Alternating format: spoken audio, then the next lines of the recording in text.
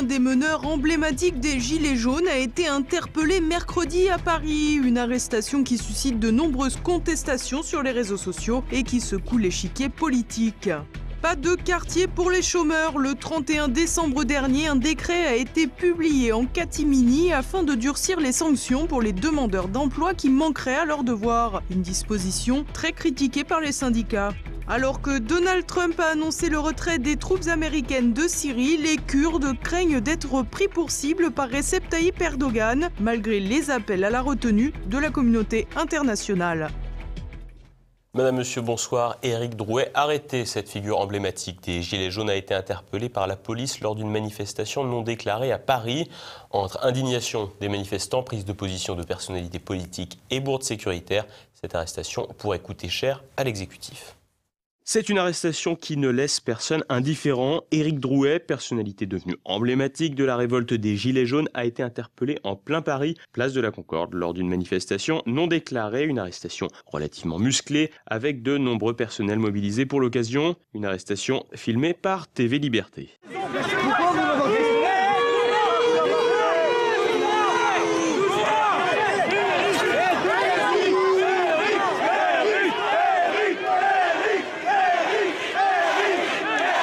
Arrêter un individu manifestant sans autorisation préalable, rien d'illégal de la part des forces de police, mais la manière et la gestion du cas Éric Drouet auraient certainement mérité un peu plus de délicatesse de la part des autorités. En effet, les premières images de l'arrestation ont provoqué un tollé sur les réseaux sociaux. De nombreux Français s'étonnant du traitement réservé à un manifestant en Pacifique qui mobilise à lui seul plusieurs personnels de police, alors que la délinquance et le risque terroriste semblent négligés par l'État. Et pour jouer les pompiers de service, le gouvernement semble utiliser l'hémisphère droit, ou en tout cas l'hémisphère vu comme tel, de son cerveau, avec à la rescousse le ministre de l'économie Bruno Le Maire. Non, ça s'appelle le respect de l'état de droit. Et le respect du peuple, c'est respecter l'état de droit. Quand quelqu'un organise une manifestation alors qu'elle n'est pas déclarée, eh bien il ne respecte pas le droit. On en tire les conséquences. Moi je crois profondément au respect de l'ordre. Et je considère que la meilleure façon de défendre le peuple, c'est de défendre l'ordre, les règles, la loi, l'état de droit.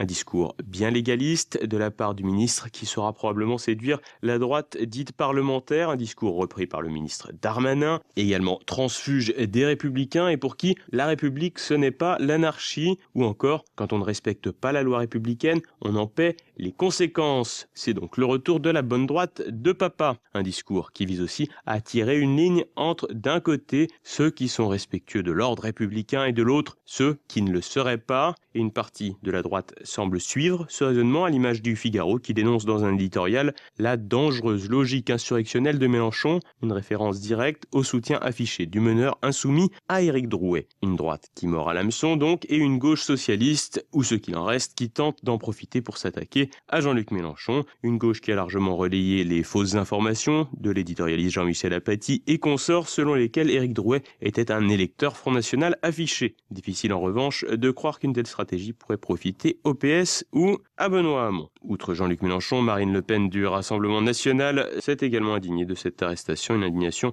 des deux pôles. Rassemblement National France Insoumise qui permet à de nombreux commentateurs et autres politiciens dits modérés de rejouer l'union des extrêmes. Côté gouvernement, on joue cette carte à fond, un jeu dangereux et qui pourrait une fois de plus desservir l'exécutif à quelques mois des élections européennes. Avec Éric Drouet arrêté, La République En Marche crée de toutes pièces une icône pour les Gilets jaunes, un pari stratégiquement risqué alors que le mouvement de révolte fiscale s'est certes essoufflé mais pourrait bien repartir de plus belle, notamment avec la première application de l'impôt à la source fin janvier. Les chômeurs dans le viseur. Un décret publié au journal officiel le 31 décembre dernier prévoit des sanctions plus dures contre les personnes sans emploi qui commettraient des manquements. Des sanctions plus dures que prévues qui révoltent les syndicats. Élise Blaise.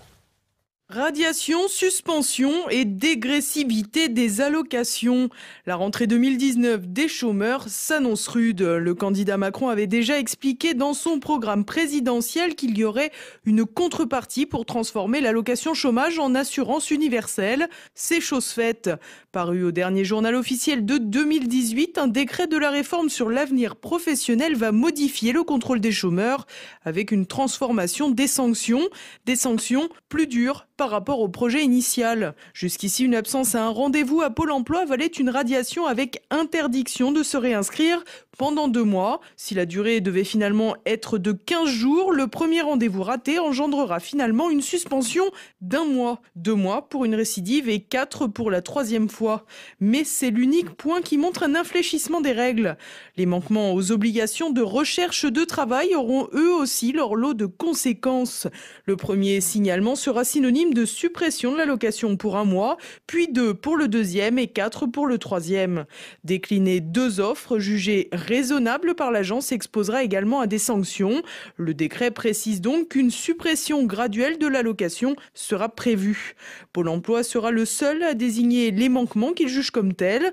L'agence sera donc l'unique décisionnaire des sanctions administrées aux chômeurs. Jusqu'ici, il n'y avait pas de réel contrôle sur la recherche d'emploi en tant que telle. C'est désormais chose faite puisque des équipes dédiées seront affectées à la tâche. Pour autant, le contrôle devrait être effectué à partir d'un journal de bord numérique renseigné par le demandeur d'emploi lui-même. Des fraudes devraient donc être possibles pour ne pas dire probables. À l'inverse, on suppose que des chômeurs de bonne volonté mais peu à l'aise avec le numérique auront des difficultés pour la gestion de ce journal de bord. Sans surprise, les syndicats sont vent debout contre ce décret qu'ils estiment publié en catimini. En effet, ils considèrent que les concertations qui ont eu lieu pour définir les contours de cette réforme n'ont pas été prises en compte. Ainsi, la modification de la grille des sanctions, à laquelle les partenaires sociaux se disaient favorables, est devenue un durcissement pur et dur. La CGT reproche à l'exécutif de jeter l'opprobre sur tous les chômeurs en les assimilant à des fraudeurs, alors que la triche ne représente que 0,4% des demandeurs d'emploi. Les syndicats s'insurgent aussi contre ce qu'ils voient comme une précarisation rampante avec des chômeurs bientôt contraints à accepter n'importe quel petit boulot par crainte de perdre les indemnités pour lesquelles, soit dit en passant, ils ont été grassement prélevés avec leurs charges salariales. Du côté de la majorité, on se réfugie sans surprise derrière la multiplication des formations et donc de droits supplémentaires pour justifier en parallèle ce durcissement des sanctions. L'avenir des Kurdes de Syrie en suspens depuis l'annonce du retrait progressif des troupes américaines de Syrie. Les combattants kurdes craignent une attaque turque mercredi. 400 combattants ont quitté la région de Manbij, dans le nord du pays. D'autres départs devraient suivre. Élise Blaise. La Syrie, nouveau théâtre des affrontements entre Kurdes et Turcs, alors que les combattants du Kurdistan ont constitué des troupes décisives pour la guerre syrienne contre le terrorisme.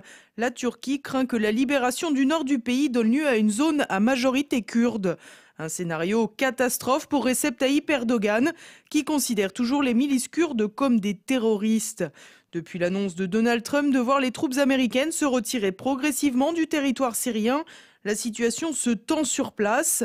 Mercredi, plusieurs centaines de combattants kurdes ont quitté la région de Manbij. En effet, pour Alain Rodier, ancien officier supérieur des renseignements français, le retrait des Américains a un impact énorme pour les Kurdes. L'impact du retrait des troupes US de la zone syrienne est énorme pour les Kurdes et en particulier donc pour les forces démocratiques syriennes dont ils sont la composante principale. Sans les Américains, on peut immédiatement constater que leur puissance militaire va être considérablement diminuée, surtout parce qu'ils ne bénéficieront plus de l'appui aérien et des appuis d'artillerie que les Américains peuvent prodiguer. Face à cette situation explosive, Emmanuel Macron a téléphoné à Vladimir Poutine pour évoquer la situation sur place à quelques jours du prochain sommet du groupe d'Astana.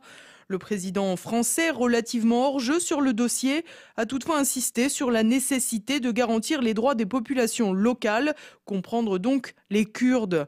Pour autant, Vladimir Poutine n'a pas forcément les manettes sur le conflit qui oppose ces derniers à Erdogan. Les Russes, effectivement, se présentent comme étant l'atout majeur de la résolution du problème syrien, mais je doute qu'ils aient énormément d'influence déjà sur les Kurdes pour le moment. Il est vrai qu'ils jouent les intermédiaires politiques entre Erdogan, le président turc, et Bachar el-Assad, qui est tout de même la pièce maîtresse maintenant dans le jeu syrien. Ce qu'il faut savoir, c'est que va-t-il se passer maintenant entre les Syriens et les Turcs.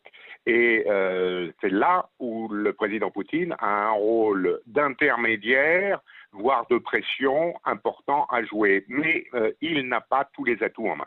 En réalité, si Vladimir Poutine n'a pas une position idéale pour influencer les relations entre les Kurdes et la Turquie, il n'a pas non plus d'intérêt majeur dans ce conflit, à l'exception de la recherche d'une situation diplomatique stable. Le président Poutine ne considère pas les Kurdes comme quelque chose d'extrêmement important en Syrie. Lui, son intérêt, c'est uniquement que le régime de Damas ne soit pas mis en difficulté par Ankara qui lancerait une opération militaire pour chasser les Kurdes à travers le nord du pays. Son objectif, c'est de préserver les intérêts russes et les intérêts géostratégiques, c'est-à-dire militaires, des deux bases, la base navale de Tartous et l'aéroport de Meymin. Et le reste, il lui faut un gouvernement à Damas qui garantisse que cette situation perdurera dans les 50 ans à venir, parce qu'il a fait une location sur 50 ans sur ces deux bases.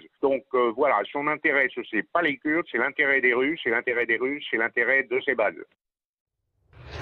Passons à présent à l'actualité en bref. Nouveau coup dur pour Emmanuel Macron. Le président de la République va devoir dire au revoir à son proche conseiller en communication Sylvain Faure. Le quadragénaire devrait quitter l'Élysée à la mi-janvier. Après avoir terminé la rédaction de la lettre qu'Emmanuel Macron enverra aux Français, Sylvain Faure avait été nommé responsable des discours et de la mémoire. Mais il avait été rappelé au secours au plus proche du président l'été dernier avec l'affaire Benalla. Il était devenu le pilier de la cellule communication de l'Élysée. Père de 3 enfants et passionné d'opéra, Sylvain Faure souhaiterait partir afin d'avoir plus de temps pour sa famille. La chasse à la glu autorisée par le Conseil d'État. Les sages ont décidé de valider la pratique pour les 5 départements du Sud-Ouest qui la réclamaient. Les associations de protection animale sont vent debout contre la méthode alors que de plus en plus d'oiseaux sauvages disparaissent dans nos campagnes. Cette forme de chasse considérée comme traditionnelle consiste à déposer de la colle glu sur des baguettes ou des branches d'arbres pour que les volatiles ne puissent ensuite plus s'enfuir. Certains meurent ensuite d'épuisement en tentant de se décoller. Par ailleurs, la colle utilisée contiendrait de nombreux solvants toxiques pour la nature. L'Opéra de Paris fête ses 350 ans et pour l'occasion, rien de tel qu'une petite exposition d'art. Pour ce faire, l'institution a commandé 2 œuvres à l'artiste français Claude Lévesque. Résultat des courses, un diadème sans trop d'intérêt sur l'Opéra Bastille, qui ne dénote pas vraiment avec le style de ce bâtiment construit en 1989. Quant à l'Opéra Garnier, il a été gratifié de 2 pneus dorés, une décoration pas vraiment du goût des visiteurs et des internautes qui ont largement raillé l'œuvre. Habitué des fameuses performances artistiques sans trop de sens, l'artiste Claude Lévesque aura ainsi profiter d'un joli coup de pub sur le marché de l'art contemporain. Nouveau record pour le musée du Louvre. En 2018, le seuil des 10 millions de visiteurs a été franchi, un chiffre qui correspond à une augmentation de plus de 20% par rapport à la fréquentation du musée parisien en 2017. Avec plus de 10,2 millions de visiteurs, le Louvre devient donc le musée le plus visité au monde devant le musée national de Chine avec 8 millions de visiteurs et le Metropolitan de New York avec 7,3 millions. Ce beau succès du Louvre mérite d'autant plus d'être salué qu'il intervient après une réelle perte de vitesse due à la menace terroriste dans la ville d'Anne Hidalgo.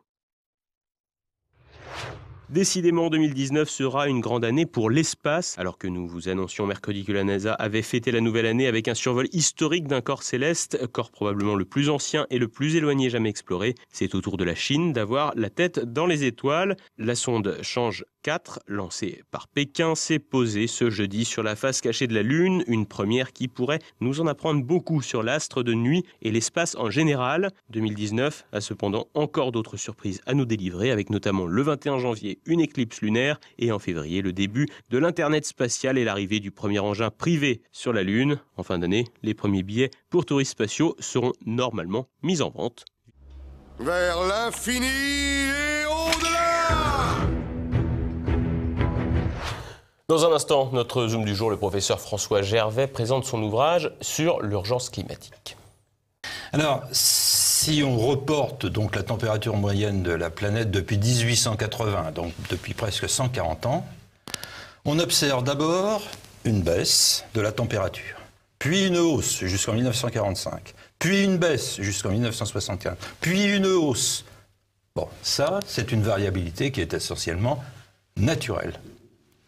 Le taux de CO2, en un siècle, il a augmenté. Alors en général, quand on fait un quiz auprès de quelqu'un, quel est le taux de CO2 dans l'air? Les gens disent 20%, 50%, 80%. Mais non, c'est 0,04%. À la fin du 19e siècle, c'était 0,03%. Donc on a augmenté de 0,01% en un siècle. Et si on parle de gaz à effet de serre, je rappelle que le principal gaz à effet de serre, c'est pas le CO2, c'est la vapeur d'eau. Et tout de suite, une nouvelle chronique de la France de Campagnole avec Christian Combaz. Merci de votre fidélité. À demain. Bonsoir.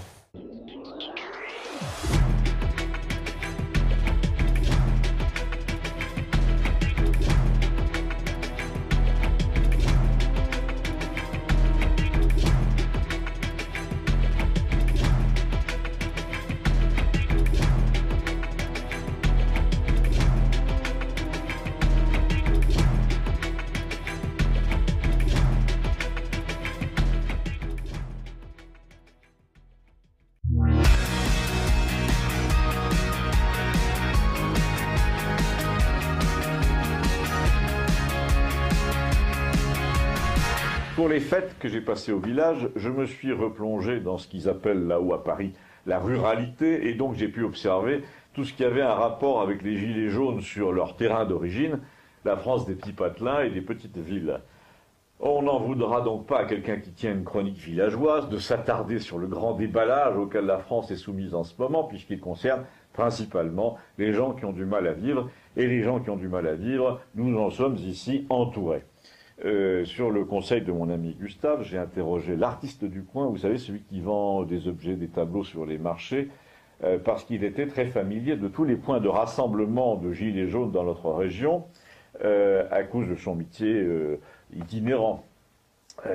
D'abord, je précise que ces points de rassemblement sont bien moins nombreux ici qu'autour des grandes villes, mais que, chose notable, dans notre village très paisible, où les trois quarts des gens n'ont jamais ramassé le moindre tract ou discuté avec des protestataires, la moitié au moins des habitants portent le gilet plié au coin du pare-brise, et quand on les interroge, les uns disent que c'est pour montrer leur solidarité, les autres c'est pour ne pas qu'ils m'arrêtent, disent-ils, au rond-point pour me débiter leurs revendications par la fenêtre. En tout cas, il est frappant de voir qu'en campagne, un très gros pourcentage de voitures portent la marque de cette sympathie formelle à l'égard des protestataires, ce qui est une façon de se reconnaître entre ce que Gustave appelle les partisans du ras-le-bol. Alors, venons-en à mon artiste dont je vous parlais, qui a ajouté une touche très personnelle au tableau de la situation. Il m'a dit, on l'a pas beaucoup vu dans la presse, mais c'est-à-dire les gilets jaunes, cassé la statue moderne avec les ciseaux, là, tu sais, au rond-point du géant casino sur la route d'Albi. Et c'est pas la première fois, ils ont fait aussi le même genre de coup de force à Châtellerault, avec une statue grotesque qui s'appelait la main jaune.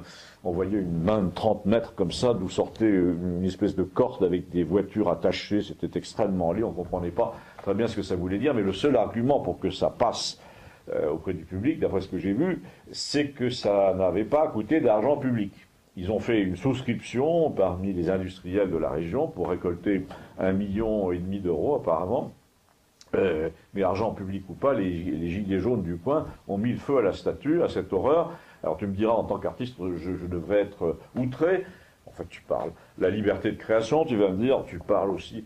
Plus je discute et plus je comprends leur motivation. Ils ne jugent pas l'œuvre, ils s'en foutent. Ça les énerve surtout de voir qu'il y a des élus assez stupides pour laisser planter un truc pareil, aussi provoquant. Ça les énerve de voir qu'on n'a pas soumis ce projet à la population entière, parce qu'elle l'aurait repoussé évidemment. Mais ce qui les énerve le plus, c'est le prix que ça a coûté. Et là, quand tu les interroges, et là je suis entièrement de leur avis, en tant qu'artiste, même comme artiste, que ce soit de l'argent public ou de l'argent privé, 1,5 million d'euros pour une merde pareille sur un rond-point, mais c'est 10 fois trop, c'est 50 fois trop. Et là, en plus, c'est moi qui parle, on sentait qu'il était au courant de tous les circuits de l'art contemporain. On prétend que c'est du mécénat, mais c'est défiscalisé tout ça, et ensuite les entreprises qui ont donné avaient intérêt probablement à se faire bien voir par le maire ou par le conseil général ou par le conseil régional pour décrocher des contrats, pour obtenir des dérogations, des subventions. Et il me dit, c'est lui qui parle cette fois, tu ajoutes à ça les bons conseils des francs-mac, rien d'étonnant, me dit-il, à ce que tu trouves assez de couillons pour financer un truc pareil, contre lequel les habitants, me dit-il, auraient voté à 80%. Eh bien, les gilets jaunes, à Châtellerault comme à Albi, ont fait de la démocratie directe, puisqu'ils n'ont pas pu donner leur avis avant, eh bien, ils l'ont brûlé, c'était leur avis après. Quant au monument du rond-point près d'Albi, je connais les chiffres, là, me dit-il, ça vient de la mairie, 200 000 quand même. Les contribuables étaient furieux. Et quand les gilets jaunes ont réussi à instaurer une sorte de désordre un peu sur le rond-point, les gens sont venus renverser ce truc en inox qui représentait le gaspillage de plusieurs années de leurs impôts locaux. Et contre ça, me dit-il, tu ne pourras pas lutter très longtemps, parce que des artistes comme moi vont ensuite aller expliquer aux mairies qu'elles auraient pu dépenser 10 fois moins pour avoir un truc approuvé par la population si toutefois elle avait été consultée.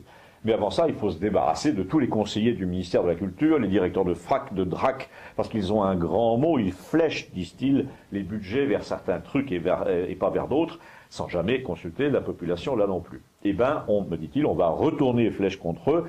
Et bien là, c'est moi qui me suis dit, même les artistes décidément s'y mettent. Il y a vraiment une parenté de tout ça avec les grands mouvements historiques à la française, du type 68. En fait, les horreurs sur les ronds-points, c'est un peu nos statues de Lénine à nous. Et comme on le sait, partout en Europe, elles ont assez mal fini.